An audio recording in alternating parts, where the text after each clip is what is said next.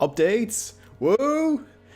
So I logged in, signed into Steam to get ready to play some more Nova Drift. I've really been enjoying the. I've been enjoying playing Nova Drift, obviously, but I've got like 20 views on my last video. This is absolutely amazing. Thank you guys so much to all the people that are viewing my videos and like semi-regularly as well.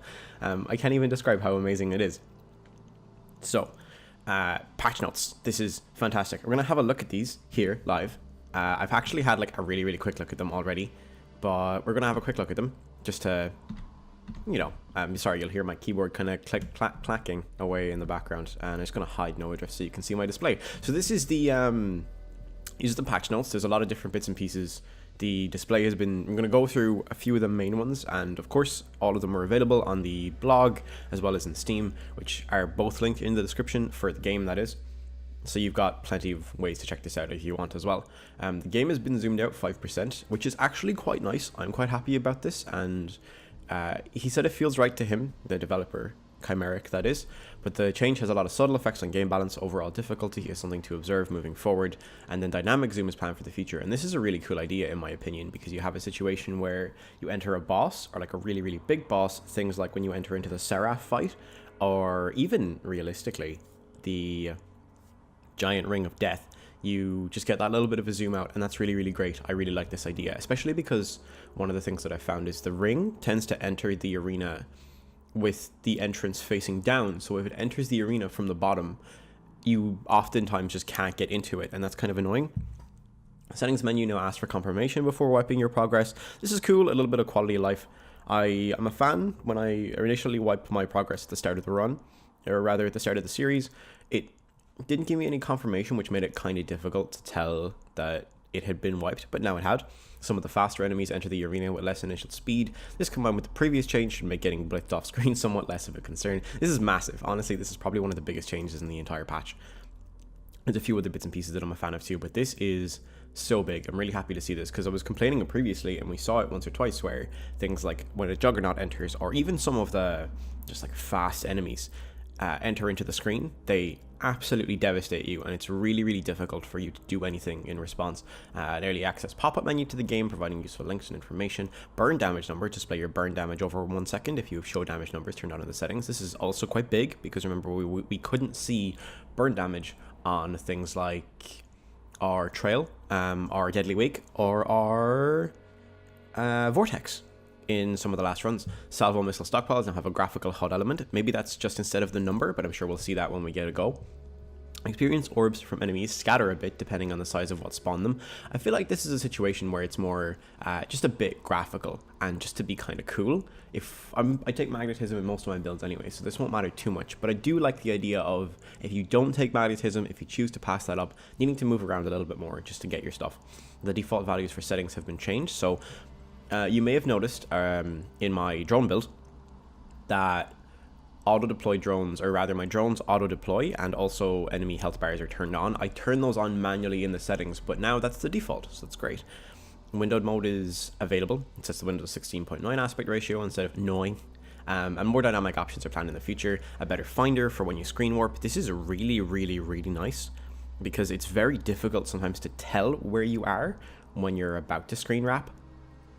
He said there's much more work to do regarding player visibility, and this is great. This is just that kind of awareness on the part of the developer that there are issues, but he's working on them, and I really like that. And you won't lose experience orbs easily during the Ski-On boss fight. Is the Ski-On the giant ring then?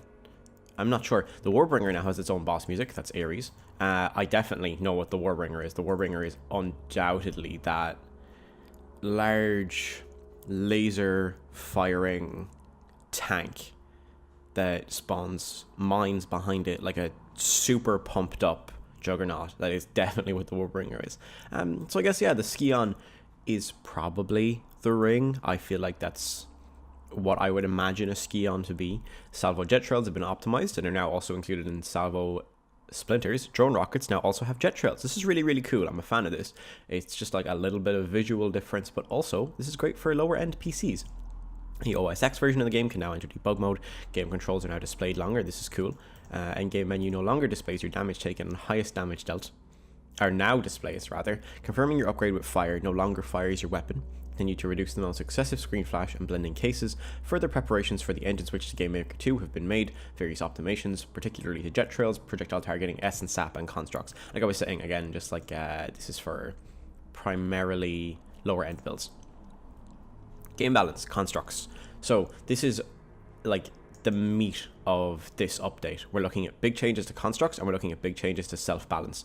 And unfortunately, I just did a construct build, so I kind of don't want to do another one again, you know what I'm saying? But I probably will. So, game balance, constructs. Drones and allies now lead targets with their weapons and are far more accurate as a result. This is great, this is cool. Coupled with the next change, which is drones and allies try to stay outside of the radius of their target. Also great, and attempt to avoid hazards slightly. The question that I have with this is, how does this impact interceptors? Because interceptors don't advance on their target constantly.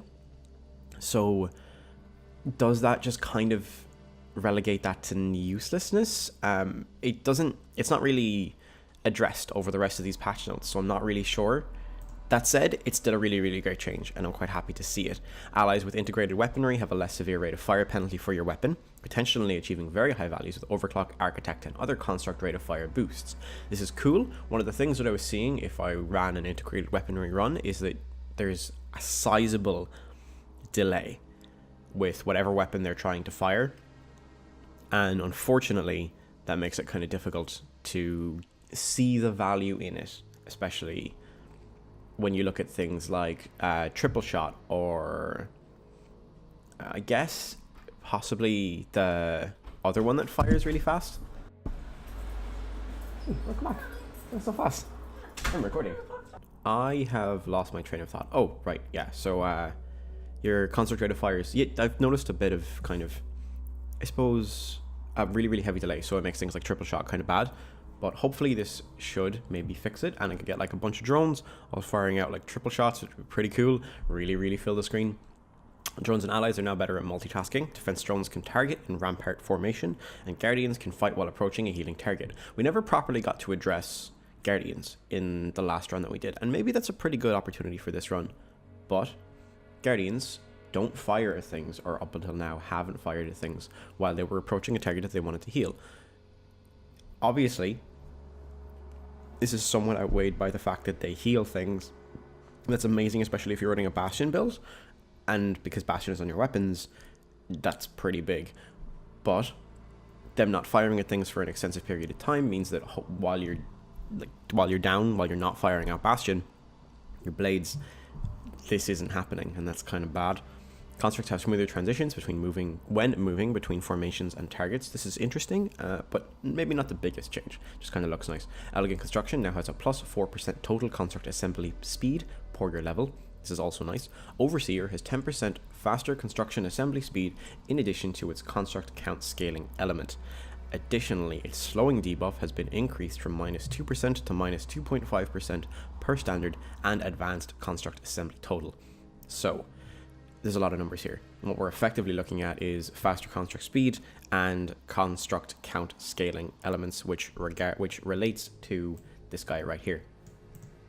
So hopefully this should apply more properly, because I was not noticing any kind of real debuff when it came to my thruster speed. The slowing debuff is to my thrusters when I went with Overseer, primarily because you're not moving around that much anyway, and I do feel like maybe when you go for Overseer, it should feel like you're not supposed to be this hard to hit, moving around a lot type of character. You're supposed to be that Overmind, and I wasn't seeing that. The 10% faster construct assembly speed is nice, and the 0.4% per level is also quite nice. Typically on a lot of my runs I tend to hit like towards level 30, and so you're looking at roughly 0.4% isn't a lot initially, but you're looking at like 4%, 8%, 12% construct speed, and that's already stronger than Overseer towards the end of the run, on top of course, Overseer and anything else that you're going to be getting.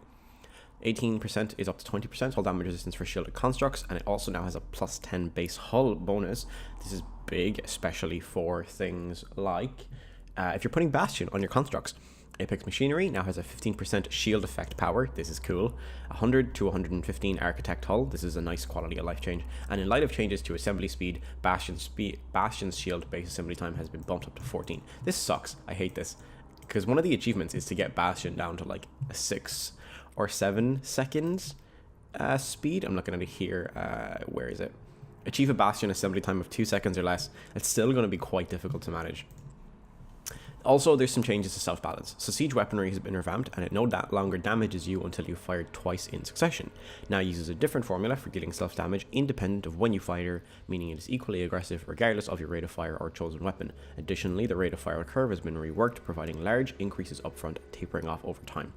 One of the things I found about siege weaponry is that it's good on weapons that fire repeatedly, things like triple shot, or the name escapes me, but the one that's basically just like makes your ship a spawn of Cthulhu, and Torrent, and not as good on weapons where you want to move and then fire and then move and then fire. Siege weaponry is a thing that could be really cool on railgun, for example, or potentially something entirely differently, your base weapon, if you choose to go down that route. And unfortunately, because the scales up substantially, it didn't do that, but now instead it scales up immediately and then tapers off, and that's a cool change. I'm a fan of this.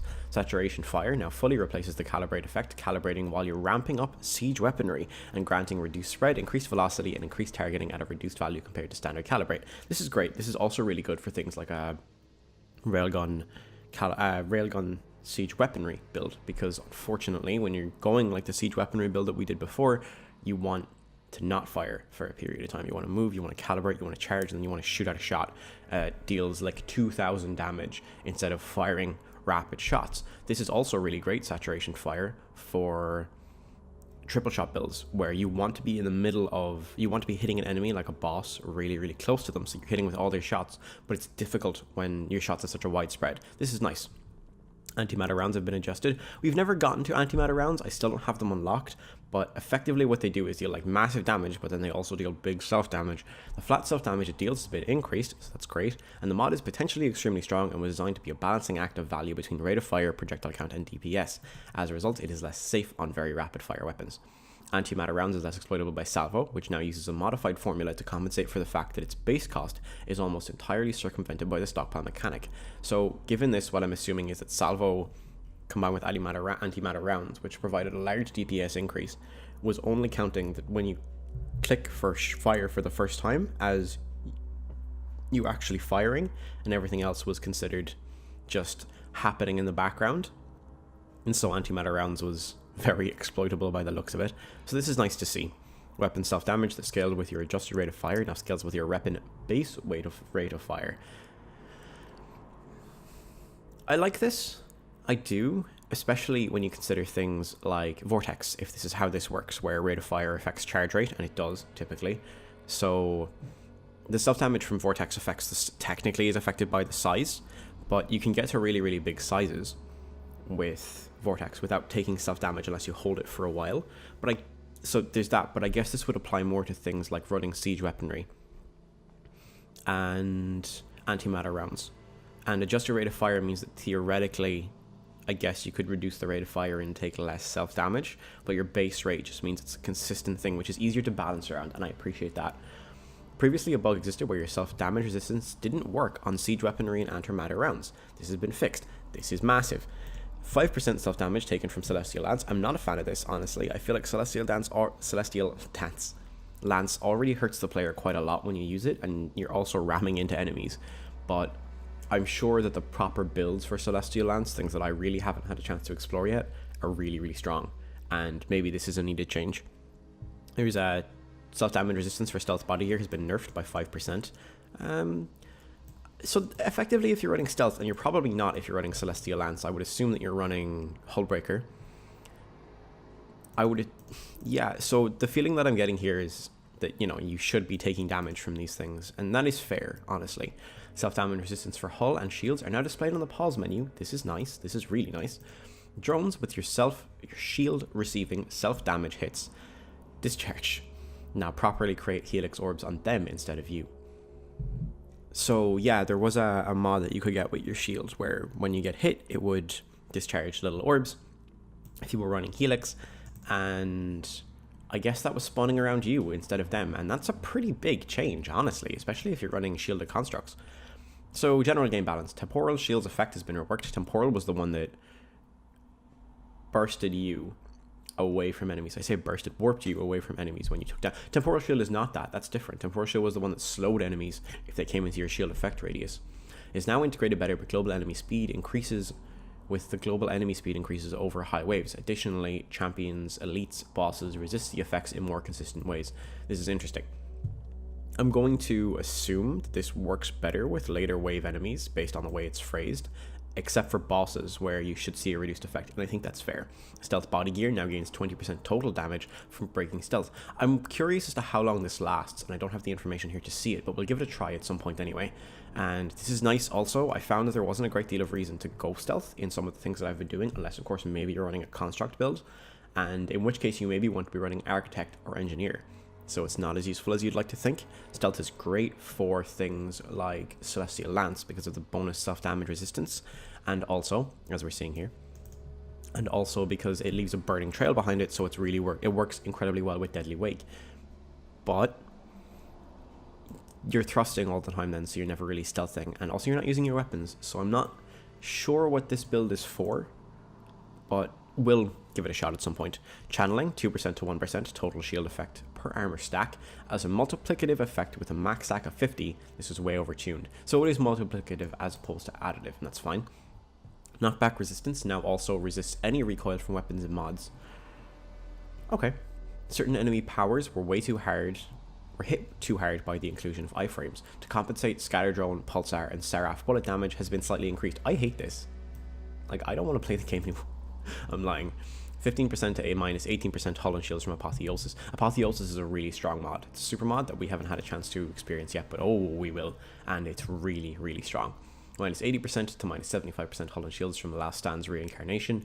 The explosion damage has been increased greatly, and you have 3 seconds of iframes after being reborn. Last Stand brings you back after you die with severely reduced hull, but you also gain greatly increased experience during the duration. We will do a Last Stand build at some point, especially because there's an achievement for it. But maybe minus 80% hull and shields was a lot, especially if you're running something along the lines of a drone build with shielded constructs, and you lose all of that. Terminate's cull threshold has been reduced to 12%. I always felt weird about Terminate, where it's an almost exclusively positive thing, and it makes you just kill things really, really fast, and that's cool, I like it, but I'm not sure about my feelings on it. 20% to 25% blitz bonus on full hull. This is great, especially considering that 5 damage increase of 5% self-damage taken on Celestial Lance. Minus 15% rate of fire for Splinter. Splinters deal slightly more damage. This change is made to improve performance and reduce screen clutter. I love it. This is great. Splinter's minus 10% was not a big downgrade when you consider the other rate of fire increases that you get, especially not with the kind of builds that you're running it. And the shots dealing slightly more damage is also really nice when you think of things like Railgun or even really, really high rate of fire weapons. Splinter is now more generous with sub-munitions, for instance, allowing grenade more clusters per splinter. Also fabulous. Hullbreaker's recovery rate bonus now works on Sanctuary as it should, and text describing this bonus has been made more consistent. So Hullbreaker is the ship that we're eventually going to be using to do a Celestial Lance build, and that works on Sanctuary, which is really, really nice. The base hull for Battery has been increased by 5, which isn't massive, but it's also quite nice because Battery I felt was still too fragile for what it does. Vortex is now able to trigger Terminate. I didn't know that it couldn't. Oh my god, that's great. Rancor has now been toned down considerably. It's still very potent. We haven't gotten Rancor before, but Rancor is quite strong. Warp Strike no longer reduces your hull and shields. Instead, it has a new drawback. Screen wrapping removes 15% of your current hull and shields. Removal can't be mitigated and doesn't count as a hit. Warp Strike is incredibly powerful. My hope is that this change makes choosing it more situational and less of an auto choice for weapons like Salvo. Warp Strike makes your shots screen wrap. As you can imagine, that's massive, especially for screen filling weapons. Things like Salvo, or if you're doing triple shot, if you're running Railgun, it's really cool. And what it did was reduces your hull and shields. This isn't that big a deal when you think about weapons that destroy the screen really, really fast. This is cool. I like this. And since it doesn't count as self-damage, you can't mitigate it. And that's also kind of interesting. a couple of different bug fixes with various crashes and things to that effect, and a couple of major bugs that people are experiencing that Chimeric are addressing, which is also very interesting. So I've looked at all of this on the blog website, the novadrift.itch.io, and all of that is fully available to view anyway. But let's finally get into the game. And yeah, so we're finally finished with the screen. We can continue. There's also the roadmap developer log. I like that this is here. It's nice. Gives you that feeling of, well, for one, it gives you great contact with the developer and the roadmap, the Twitter, all those different things. I should join the Discord. Let's continue anyway. So I feel like I kind of want to do another drone build. Let's turn back on enemy territory and try and actually beat Seraph this time, because we made an absolute balls of it last time. I haven't played Nova Drift in, God, I feel like it's been about a week, so I'm a little bit rusty, and this is my first game after substantial amounts of reading. So this is it's gonna take a bit for me just to really pick back up on it, and that's okay. I'm not too worried. What do we want to run? There were some changes to Salvo, and I do really want to see the new Salvo HUD, but do we want to run with Blade? I'm trying to think about my constructs firing Salvo. Would that even work with integrated weaponry? Ooh, I can't take Overseer if I take Salvo because I can't use non-construct weapons. So maybe that's a bad idea? You know, let's just not run Overseer. Ooh, I love the little HUD element. This is very nice. It has my missiles in it. Okay, I'm gonna take Architect. It increases my mines. And I get bonus projectiles with loaded mines? I wonder how that works. Yeah, you know what? Let's do Architect. And mix up the build a little bit. Something that's just a little bit less easy this time around. So we're going to take probably Bastion, honestly. And I look really cool like this also. I'm a big fan. It's another level up, which is great. I'm probably going to take Ally straight away. And he's auto-deployed. So let's have a look at how this guy works. He's still running straight into enemies, so although not quite to the same extent. Wow, this is great. And he's dead. Didn't last long. It's unfortunate. Probably take targeting. Yeah, sure. Get this experience. I feel like targeting is a good choice here. God, the construct respawn time on my ally is so incredibly low before I have a bunch of upgrades, and it should be. It absolutely should be. But at the same time, come on. So yeah, he's just staying outside of the range of the enemy. I'm probably going to take Guardian here, because I don't want to end up ridiculously low on health all the time. But, like, I am curious as to how this is going to affect interceptors. Like, does it just not work now? Does it work? I guess we'll have to find out. I'm going to take Double Team for the additional projectile, and then I'm definitely going to take Elegant Construction so I can go down the route of shielded constructs and also self-destruction. There's not going to be a great deal too different here, and maybe nothing a little bit too difficult because, like I said, I haven't played Nova Drift in a little bit of a while. I tend to record in a bit of a backlog, and that means I'll do like 4 or 5 episodes kind of all at the same time, and then finally get around to actually recording again with, like, what's the word, scheduled uploads. I'm going to take Elegant Construction. That means that while it's a lot easier to produce content, it is also a lot easier to fall behind on actually playing the game. Now, it's nice. It's given me an opportunity to not play Nova Drift every day, which helps it feel a little bit more fresh for me, and I really appreciate that. But also get my hands on the Switch release of The World Ends With You. Do I take shielded constructs here, or do I take mines? I'm going to take mines, honestly. So I have no idea what button summons mines, because I haven't taken it on controller yet, and I'm playing with the controller. And the key maps are to... It's square? No, that just spawned and killed my guy. Triangle? No, that upgrades. I'm going to take self-destruction. I'm sorry, I've lost my train of thought, but I need to figure out how to place my mines. Can I place my mines? I hardly unbound it. Do I take evolution or nanotech reconstruction? Nanotech reconstruction, honestly. And then Magnetism. I'm sorry, I know I'm losing my train of thought here a whole bunch. I really need to figure out how to place these. That Singularity is probably going to kill him anyways. It's not going to be a deal. I'm dead. I don't think I should have died there. That's absolutely terrible. Let's try that again. Yeah, so there should have been a controller prompt to say how to spawn my mines, and there wasn't, and that really put me off. Let's do Blade again. Oh, cannot be utilized by another construct, I see. So it's right there. Which means we can't take integrated weaponry with this anyway. So yeah, let's go Salvo again. Architect, great. I'm wondering if the game weights choices that you've picked previously as your first item or reroll, just so that you can, like, if you fail a run, you can go for the same run again. That would be a cool little quality of life thing. These feel like they have a higher velocity than they did previously. I am also noticing the very slight screen zoom out, and I'm liking it. I'm a big fan. It feels nice. It's like 5%, and I can see why it was such a small amount. Let's see if we can go for Bastion again. There we are. That took half my rerolls, oh my god. Ah, okay, so there it is. Technically I'm using the PlayStation controller, so it's square to deploy a construct, and you have to select which one, and it was highlighted on Bastion, or my ally, so of course it didn't work. I'm gonna take Turret here. There he is. And... ooh, drones? Probably drones. Although, can I only spawn one drone at a time with this? I'm not sure. Because if that's the case, because I feel like it's my standard and advanced constructs, yeah, have a limit of one. That's the way Architect works. And I should get a turret out. That might just be a really bad choice. Also, this is really bad. I didn't consider this.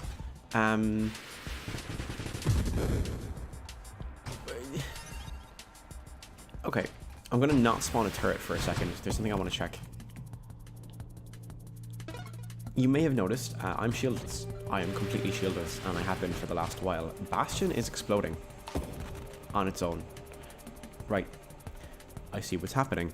We can't run Bastion with this. I need to reroll for Engineer. So, my best guess on what was happening is if you're running Bastion, and you're also running Architect, it tries to complete the recharge for Bastion, and in doing so, considers, because technically Bastion's recharge can't begin until Bastion is destroyed because it's a shield, and I'm probably going to take maybe Tactical Link. Ooh, I don't like any of these. I'm actually going to go for Ally. So yeah, the way Bastion works, and then non-tech reconstruction. Rocket drones. Ooh, let's go for a rocket build. Bastion can't recharge, like the actual shield itself can't recharge until it's destroyed, although it does have a regen rate. And that's fine. That's how shields work. It's grand. And that's especially how constructs work. Once they're full up, you can't regen them, and it's a construct, and it's a shield, so that's fine. But, and for some ungodly reason, Architect seems to be forcing a recharge of Bastion, even though it's up. And when you spawn another construct with Architect, it explodes your previous construct, which in theory is fine, except I guess it just kills Bastion. So I guess I'm gonna go Guardian this time around and probably take Double Team and get an extra projectile, which is cool. So I suppose turrets are nice, actually. I suppose Bastion is untakeable with Architect. That's a big deal. I might message the developer and see if there's anything that could be changed about that, because I would like to be able to run that build, and it's a shame that it's not an option. Oh, I've lost one of my turrets. This is so sad. There's Guardian. Great. So Guardians, unlike Interceptors, are going to prioritize hazards over enemies. Of course, they're still going to target enemies. But that means, at the very least, things like mines and... ooh, look at that salvo. Mines and cargo trains. I'm sorry, I lost my train of thought. It's so hard to keep track. It's still very early in the morning for me. don't die. Cargo trains, hazards in general, like mines, primarily mines, honestly, are going to get targeted first before anything else. That's great. You may have noticed the little lightning things that spawn out of this guy. They're healing him. I've noticed that before and I forgot to mention it, but yeah, they heal the inner guy. So if, for example, and they also deal damage to you if you happen to be in the middle of it, massive amounts of damage, unfortunately. So if you were running, say, a Celestial Lance build, I know I reference Celestial Lance constantly and I still haven't done it, which is a bit of a shame. But if you were running a Celestial Lance build, you don't want to go in there. I'm going to take Echo Strike. Echo Strike gives my Guardians a large blast radius, which is great, especially for hitting all of these various little parts. And once I give them integrated weaponry, this should be even better. And then Service is the next upgrade that I'm going to be taking, which I'm amazed I didn't die there. It's a piercing projectile, so I'm really surprised that it didn't just go straight through my Bastion. Oh, also, there was a big change to... Ooh, I like this. One of the big changes that I commented on in the pack notes was the fact that, you know, you screen wrap when you do that. And there's a little bit of a UI indicator. Or, I guess just an indicator of it all, honestly. Do I take mines? I like mines. I haven't spawned any of my turrets in a while, I'm so sorry. I should upgrade my weapon at all, but I don't know if I want to. I'm not going to spawn too many of them here because they might just die on these guys. And they don't have too many upgrades to like hull and stuff. And I still haven't addressed the way turrets work either. I'm sorry. I feel very slow this morning, if that makes sense. Let's take Advanced Engineering, or do I take Decoy Signal? Ooh, Decoy Signal is a nice choice. Advanced Engineering for drone construct limits and specialized drones, so I can get defensive drones? Let's go Decoy Signal and focus really heavily on my allies. And now, at the very least, enemies are going to focus fire on my allies instead of me. This is what I meant about Scions spawning in from anywhere except for the top of the screen. His ring is always towards the bottom, and that makes it really, really difficult to actually get in. And maybe that's kind of the point, but it's also kind of annoying. I need to leave this inner sanctum like ASAP. Got some damage out though, so that's nice. I'm also in the worst place possible. Hang on, it's not screen wrap just yet. Yeah, there's that little indicator now for when you screen wrap. And even if it's subtle, and of course the developer does plan to change it in the future, it's still nice. It really is. Spawn another turret, sure, why not? I should have put a turret inside him, that would have made so much sense. The rate of fire is intense. There we go. Let's take Blast Radius. It is an explosive weapon after all. And I should maybe focus a little bit on doing any kind of damage myself, because unfortunately I've kind of let that fall by the wayside, and maybe that wasn't the best choice. But then what can you do, you know? I'm not going to take mines yet. I might take them later. Weapon size, weapon damage, and blast radius, sure. That may have been the worst salvo of my entire career. Look how fast we can kill here. Pretty quickly. That's really nice. The blast radius is great on the Guardian attacks. Like, I like interceptors a lot, and the fact that they dodge and they're a little bit more survivable technically, but honestly, like, interceptors, blast radius, interceptors, Guardians are just great.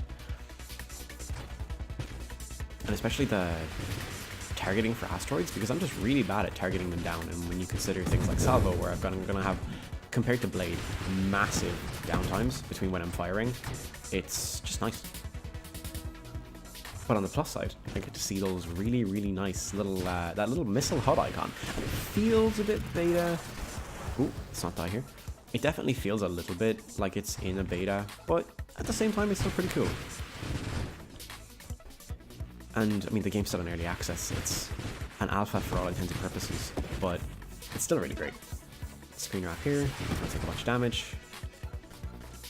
I have another upgrade. So I'm already level 20. Yeah, so if I was taking something like Advanced Engineering, then that would already be really relevant. I'm going to take Service, so you're going to experience this immediately.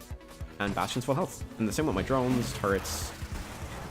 So now I just want to be careful about not dying, for one, and also about filling the screen with too many things, because if I put a bunch of turrets out, and turrets take damage whenever they fire, my Guardians are going to heal them, and that's going to be a bit of a shame, because they won't be firing, so it is a bit of 6 of one, half a dozen of the other. But at the same time, I would like my Guardians to be dealing any kind of damage and not just sitting there healing things. But on the other hand, there was that really, really, really big change in the patch notes that made it so that Guardians can fire at least when they're on the way to heal things, so it's not as big a deal. So that's nice. Let's take Overclock. 50% total rate of fire and rotation speed, and they quickly ramp up time to their full effect. I'm not sure why they've suddenly developed effect radiuses. I need to get out of here, and they're all going to die so fast. There go my turrets. It's really unfortunate. Oh, it's so great to see them targeting not me, though. No, my allies are gone as well. That really sucks. He is about to spawn a black hole. Got him. Not a problem. Take rapid fire or hull strength. Do I need to survive more? No, let's take rapid fire. And I have a turret. Sick. This is going well. I'm liking this. I might actually manage to beat Seraph this build as opposed to last time. I feel less underprepared considering the waves that we're on. Oh, I meant to turn on to show burn damage in the settings and I completely forgot. What am I actually doing? Almost have another turret up. My allies are about to be out soon as well. Tactical link. Hull damage resistance for you and nearby advanced constructs, and X is equal to 4 times the number of nearby advanced constructs. Support specialist, 20% faster construct assembly speed, construct rate of fire, minus total maximum hull strength and shield durability. Okay, I'm on the fence. This is great for getting that Bastion has a 2-second cooldown. Maybe not so great for survivability. I'm probably going to take tactical link, and this is what the effect radius is for then, so that's fine. And also, when I'm within this affects Bastion for damage resistance. And it's also going to affect them constantly for when I take shielded constructs. And that's going to include my turrets. So, just not going to be killable? Or at least that's the hope.